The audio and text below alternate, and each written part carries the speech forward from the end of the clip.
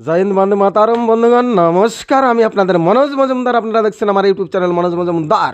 সবাইকে আমার অকৃত্রিম হৃদয়ের অফুরন্ত ভালোবাসা জানিয়ে আমার ক্ষুদ্র রিয়াকশান ভিডিও আমি এখন শুরু করব। বন্ধুগণ, আমি এখন যে ভিডিওটার রিয়াকশান দেবো, ভিডিওটা হচ্ছে পর্যায়ক্রমে সারা বিশ্ব যেভাবে উন্নতির শিখরে পৌঁছাচ্ছে, মানে বিজ্ঞানে যেভাবে উন্নতি করতেছে, ইন্ডিয়া যেভাবে অগ্রগতি উন্নতি করতে করতে মানে বিশাল জায়গায় 5 নম্বরে চলে গেছে। সারা বিশ্ব তার সাথে তাল মিলিয়ে বিজ্ঞান প্রযুক্তিতে নানান দিক দিয়ে বিশাল উন্নতি হচ্ছে না, মানুষও কীরকম উন্নতি হচ্ছে না। তো এইভাবে পর্যায়ক্রমে চলতে থাকলে 100 বছর পরে যাইয়া সারা বিশ্বের চেহারাটা মানুষের কীরকম হবে, পৃথিবীটা কেমন হবে, আমরা কেমনভাবে চলবো, কনে কনে থাকবো।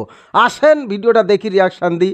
আসছি ভিডিওর পর ভিডিও করছি शुरू। दोस्तों, आज से करीब 200 साल पहले इंसान द्वारा बनाया गया कैमरा कुछ इस तरह का दिखाई देता था, जो कि आज बदलकर कुछ ऐसा रूप ले चुका है। ये तो सिर्फ इस बात का एग्जाम्पल है कि टेक्नोलॉजी इतने कम समय में कितनी तेजी से डेवलप हो रही है। जहां एक तरफ इंसानी सभ्यता काफी तेजी से एडवांस हो रही है, वहीं दूसरी तरफ पास्ट की चीजें विलुप्त होकर अपना अस्तित्व खो रही हैं। ऐसे में ये हो सकता है कि जो कुछ भी आज हमारे पास मौजूद है वो फ्यूचर में हमारे पास ना रहे, और अगले 100 सालों में हमारी धरती पर कितना बड़ा बदलाव आने वाला है, इसकी तो हम कल्पना भी नहीं कर सकते। लेकिन साइंटिस्ट ने फ्यूचर की कुछ संभावनाओं के बारे में प्रिडिक्ट किया है, जिससे ये पता लगाया जा सकता है कि आने वाले समय में इंसानों का भविष्य कैसा होगा। तो आज की इस वीडियो में हम बात करेंगे कुछ ऐसी घटनाओं के बारे में जिन्हें आप अगले 100 सालों में होते हुए देखेंगे। साल 2023 से लेकर 2050 तक।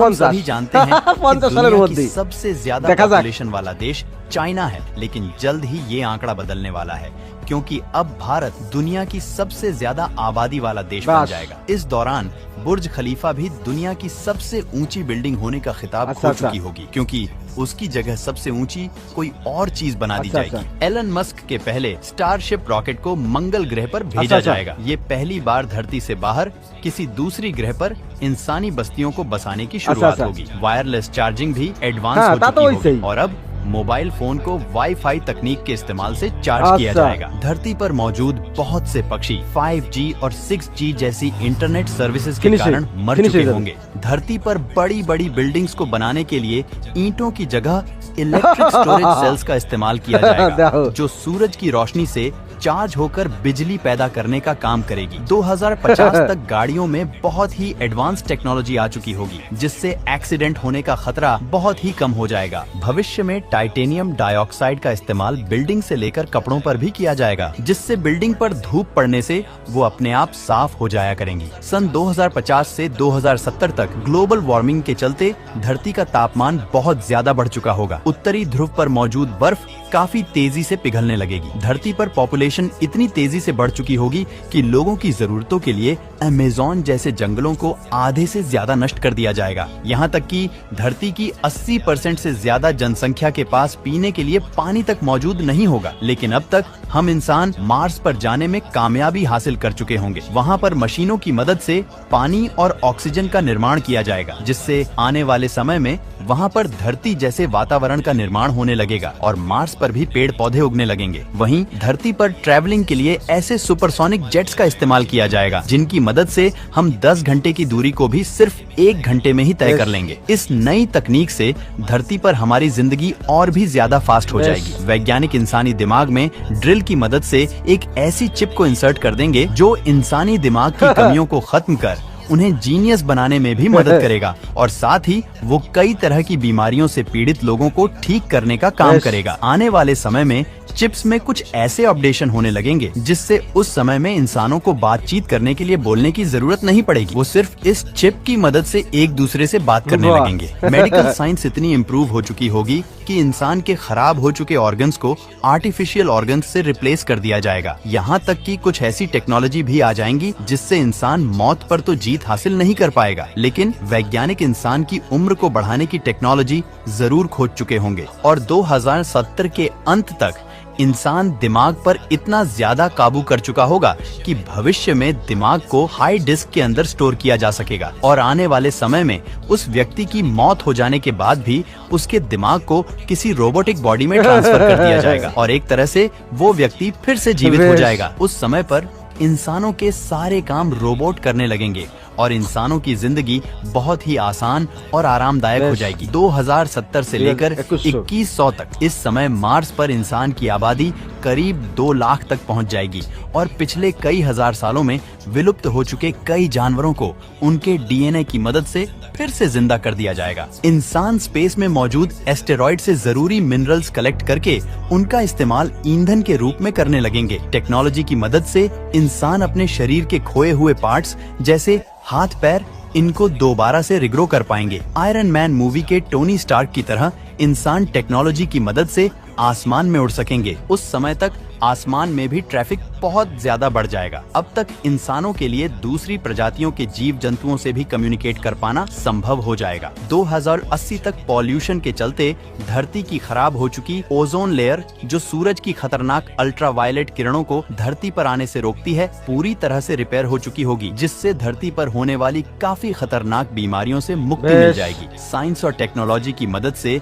इंसानी शरीर में कुछ ऐसे चिप्स को इंजेक्ट किया जाएगा जो इंसान की लगभग हर तरह की समस्या को दूर कर देगी। जैसे कि अगर कोई इंसान अपना वजन कम करना चाहता है तो वो पेट में लगी अपनी चिप की मदद से अपनी खाने पीने की डाइट को भी काबू कर पाएगा। इस समय तक टेक्नोलॉजी इतनी एडवांस हो चुकी होगी कि आँखों और कानों की देखने और सुनने की क्षमता को काफी हद तक बढ़ा दिया जाएगा। ये समय ऐसा होगा जब लोग प्राकृतिक तरीकों की जगह आर्टिफिशियल तरीकों से ज्यादा जीवित रह पाएंगे। नैनो टेक्नोलॉजी की मदद से आर्टिफिशियल दिमाग का भी निर्माण किया जाएगा। इंसानी दिमाग को कंप्यूटर से जोड़कर इसकी क्षमता को बहुत ज्यादा बढ़ा दिया जाएगा, जिससे ऐसी परेशानियों को भी आसानी से हल किया जाएगा जिन्हें एक नॉर्मल दिमाग की मदद से हल कर पाना असंभव है। उस समय एक तरह से हमारा दिमाग कंप्यूटर का रूप ले लेगा और इंसानों के जीवन बिताने का तरीका ही बदल जाएगा। 21वीं सदी के अंत तक मौसम में आने वाले बदलाव के कारण अमेज़न जंगल का 90% तक हिस्सा पूरी तरह से नष्ट हो चुका होगा। इसका नतीजा ये होगा कि धरती पर हर जगह सूखा पड़ने लगेगा। इस समय तक समुद्र के नीचे टनल का निर्माण कर वहाँ पर काफी तेज गति से चलने वाली ट्रेन को बनाया जाएगा। मैग्नेटिक टेक्नोलॉजी से चलने वाली इन ट्रेन की स्पीड करीब 5000 माइल्स प्रति घंटे तक होगी। ये समय ऐसा होगा जब इंसान मैग्नेटिक पावर की मदद से ट्रेवल कर कुछ ही मिनटों में हजारों किलोमीटर लंबा सफर भी तय करने लगेगा। सन 2110 तक एंटार्क्टिका की लगभग सारी बर्फ पिघल चुकी होगी। इस बर्फ के पिघलने के कारण समुद्र के पानी का स्तर तकरीबन 10 फीट तक बढ़ चुका होगा, जिससे समुद्र के किनारे बसे कई देश पानी में डूब चुके होंगे। लेकिन उस समय वेस्ट एंटार्क्टिका के सूख जाने की वजह से वहाँ पर डेवलपमेंट का कार्य काफी तेजी से बढ़ने लगेगा। इंसान यहाँ पर काफी एडवांस ऊंची इमारतों का निर्माण करने लगेंगे। इसका नतीजा ये होगा कि धरती के इस एरिया में भी जनसंख्या काफी तेजी से बढ़ने लगेगी। धरती पर मौजूद सबसे खूबसूरत वाटरफॉल यानी कि नायाग्रा वाटरफॉल का वजूद भी अब पूरी तरह से खत्म हो चुका होगा और ऐसी भी संभावना है कि उस समय 1 किलोमीटर से भी ज्यादा डायमीटर जितना बड़ा एक एस्टेरॉइड आकर धरती से टकरा जाए और धरती से 50% जीवन को खत्म कर दे। लेकिन ये पूरी तरह से जरूरी नहीं है, क्योंकि उस समय तक इंसान कुछ ऐसी टेक्नोलॉजी बना चुके होंगे जो धरती को किसी भी बड़े एस्टेरॉइड के टकराने से बचा सके। हालांकि उस समय तक इंसान टेक्नोलॉजी की मदद से सभी जगह इतनी ज्यादा डेवलपमेंट कर चुके होंगे कि अब धरती पर इंसान की मौजूदगी को मिटा पाना लगभग असंभव हो जाएगा। लेकिन फिर भी भविष्य में इंसानों की वजह से इतनी ज्यादा टेक्नोलॉजी के कारण इंसानी सभ्यता पूरी तरह से खतरे में आ सकती है। भविष्य में एक सुपर वोल्केनिक इरप्शन यानी कि ज्वालामुखी विस्फोट भी हमारा इंतजार कर रहा है, और ये विस्फोट किसी आम ज्वालामुखी की तरह नहीं होगा, बल्कि इसका प्रभाव धरती पर किसी बड़े एस्टेरॉइड के टकराने से भी ज्यादा खतरनाक होगा। ये धरती पर